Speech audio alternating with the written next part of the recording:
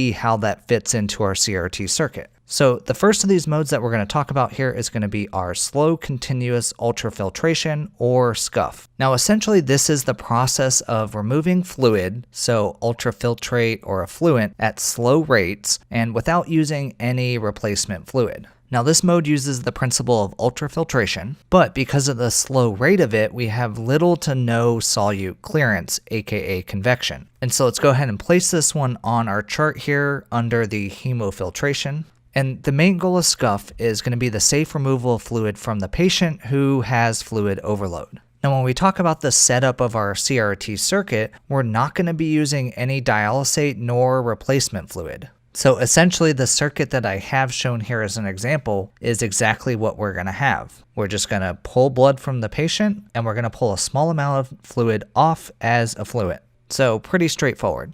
Alright, so the next mode that we're going to talk about is going to be our continuous veno-veno hemofiltration, or CVVH. And so here we're going to have the process of both fluid removal as well as solute clearance. The principles that we're going to be using here are both ultrafiltration and convection. And so now because of the volume of fluid that's going to be removed in order to drive that convection, we must use replacement fluid. And this can be either pre, post, or both. Now again, this is going to remove both the small and large molecules, and we will see the pH will be impacted by the buffer that's being contained in our replacement solution. Now this therapy is going to be indicated in uremia and severe acid-base or electrolyte disorders, or if the removal of large molecules is needed. And for this mode, we're not going to have any dialysate that's used, but we are going to be using replacement fluid. So let's go ahead and add this mode to our chart that we have here. And again, this one's going to be listed under our hemofiltration side. And then if we look at our circuit setup here, we're still going to have the same setup that we have drawn out here. In addition to that, we're going to be adding in some sort of replacement fluid. And there's two different spots that we can be adding this fluid. We can either be adding it pre-dilution, so essentially into the blood before it gets to the filter, or we can be adding it post-dilution to the blood after it's gone through the filter. Or like I said, some combination of the both. Alright, so let's go ahead and move on, and we'll talk about the next mode that we have here, the continuous veno-veno hemodialysis, or CVVHD. Now this is going to be the process of removing waste products and solutes. And for this mode, we're going to be using the principle of diffusion, also known as hemodialysis. And so let's go ahead and add that one into the chart here under the hemodialysis column. And so here in this mode, we're only going to be removing the small and medium-sized waste products and solutes, as well as our patient's pH is going to be impacted by the buffer that's contained in the solution that we use. Now we can also use this mode to safely remove fluid volume from the patient. So here though, we're going to primarily be using this for patients with uremia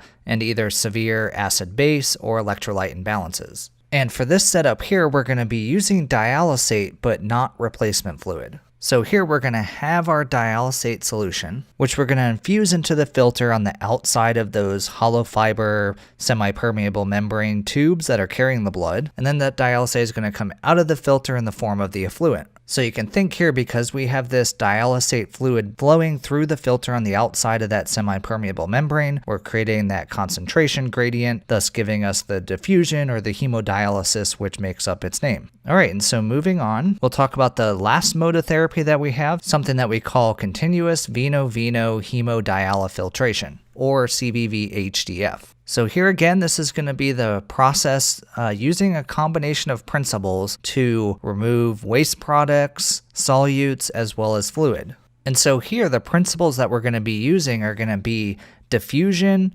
ultrafiltration, as well as convection. Now, one thing I didn't specifically mention in any of these modes here is the principle of adsorption, and that is actually going to be present for all of the modes that we do. Again, really just kind of dependent on the filter type that you're using. If it has more adsorptive properties, then we're going to see those benefits in the therapy. So now let's go ahead and add this mode to our chart here. And as you can see, this one actually uses both hemofiltration as well as hemodialysis. So we're going to have this one straddling the middle of our chart.